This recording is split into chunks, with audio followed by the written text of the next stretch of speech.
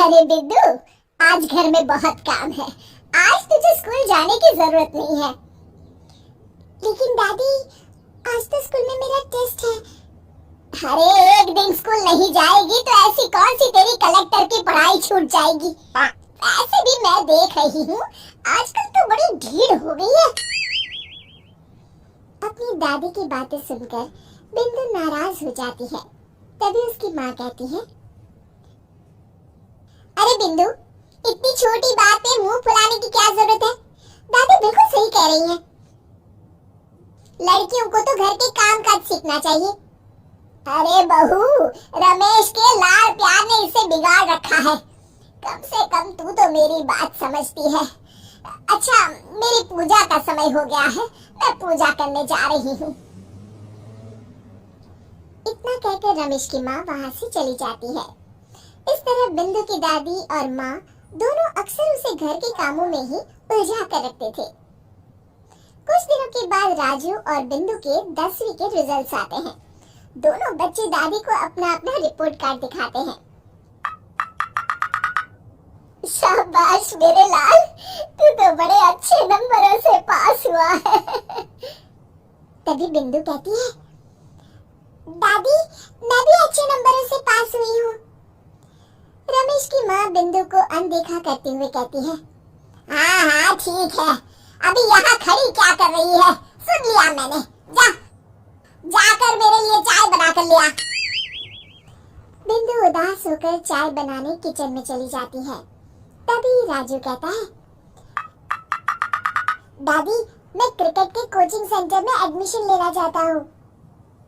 अरे वाह राजू बेटा, ये तो तूने बड़ी अच्छी बात कही। तू कल ही अपना एडमिशन करा ले, जितनी भी फीस होगी मैं दे दूंगी।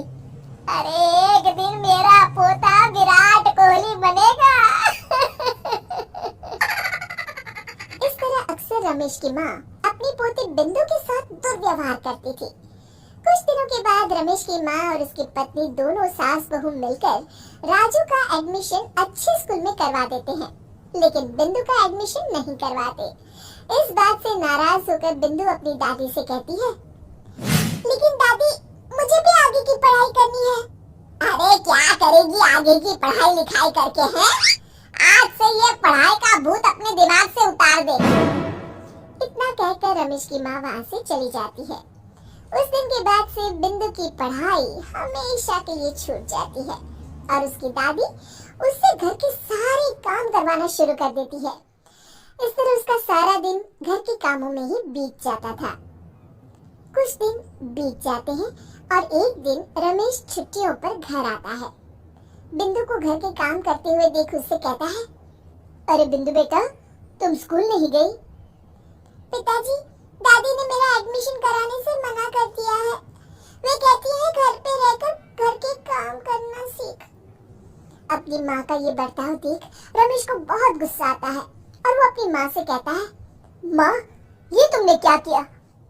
आगे की पढ़ाई के लिए स्कूल में बिंदु का एडमिशन क्यों नहीं करवाया? अरे बेटा, लड़की जात है, ज्यादा पढ़ लिख कर क्या करेगी?